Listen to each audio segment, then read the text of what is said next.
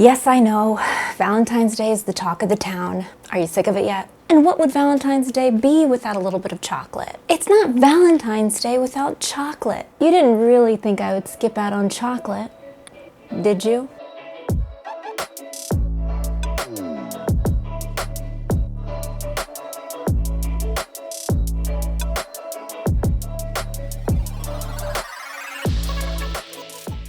Hi, I'm Kim, and on today's episode of Macaronomics, I'm going to be teaching you how to make these lovely red and pink macarons with a chocolate ganache filling, and you can decorate them with sprinkles if you'd like. With the design, the chocolate, and the sprinkles, this is more aesthetically pleasing, but it is still delicious. But we had to do something that literally screamed Valentine's Day, and these hit the nail right on the head. Let's get started. We're back, Jack, and we're gonna get down and dirty with our macaron shells.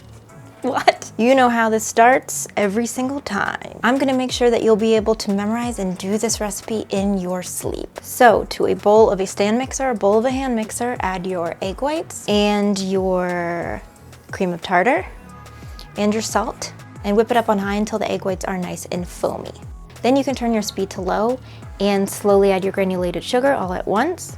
Kick that speed all the way back up to high, and we're going to let it whip until it is hard, stiff, firm peaks, almost like over whipped. The meringue will feel thick, so it will be hard to stir. If it's still too easy to stir, it's not done yet, so keep whipping it on high. While your meringue is mixing, this is a good time to sift your almond flour and your confectioner sugar together through a sifter into a large bowl.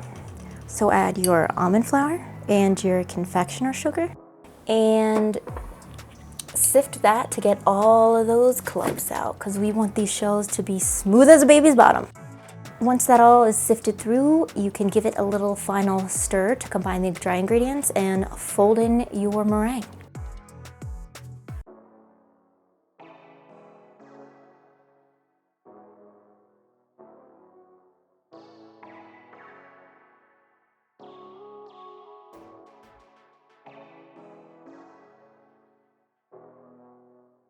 At this point, we're going to divide the batter completely in half, and we're going to color one side of it in electric pink. Now, this is optional, but you can flavor your macaron shells with an oil-based flavor concentrate. If the color isn't coming out vibrant, you're doing one of two things wrong. You're using a liquid food color, or you're adding your color to the meringue stage, which you should never do. You should always add your gel food coloring to the batter stage. And the other side, we're going to color with a bright red. Then you're going to transfer the pink and the red to separate piping bags with separate small round tips. So pipe your first color, and then right away you're going to pipe the next color, and then the next color,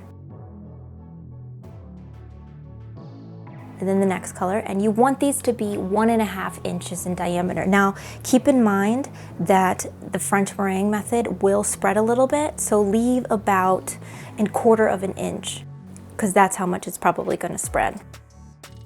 Practice makes perfect, and make sure that you are piping these straight up and down. You do not want to pipe these on a slant, because the circles will look a little weird, but still beautiful, still beautiful. Then you're going to give them a tap straight up and down against the counter and pop any air bubbles. You're going to let those set for about an hour or until skin develops. Then you're going to set your oven to 300 degrees Fahrenheit and bake them up for 15 minutes. It's important to double your sheet pan before baking, because this prevents browning on your pretty colored shells. Once those come out of the oven, let them cool completely. And now we're gonna make our chocolate ganache. Take some heavy cream and put it in your microwave and heat it up for 30 seconds until it is bubbling, and then pour it over your semi-sweet chocolate. You can cover that and let that melt for about 10 minutes. If when you remove the cover and it's not completely melted, you can zap it in the microwave for about 20-second intervals until it's completely smooth and melted. Then you're going to transfer it to a piping bag with a small round tip and pipe little dollops of chocolate onto your shells.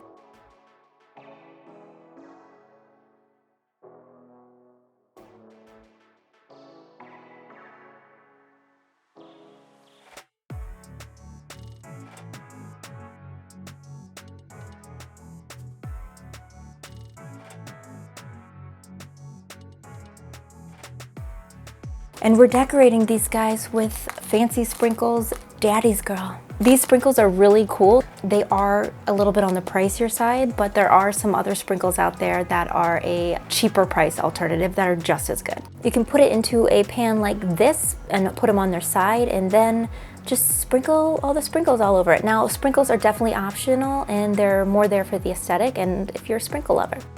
Then you can put those into the refrigerator and let them set up. Nothing says Valentine's Day more than these gorgeous pink and red with sprinkles and chocolate French macarons. What an excellent gift this would make for somebody, wouldn't it? Or for yourself.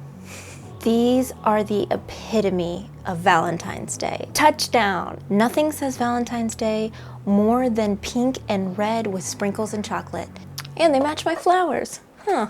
Kim made, Cupid approved. Okay, sis. Guys, thank you so much for watching. If you like this video, please give it a thumbs up. And if you want to see more content, please be sure to follow my Instagram and my Facebook. And if you're going to replicate any of my recipes, photos, or videos, please add hashtag creme macarons to your post so I can see, like, and share them to my stories. And as always, stay happy, stay healthy, and keep baking.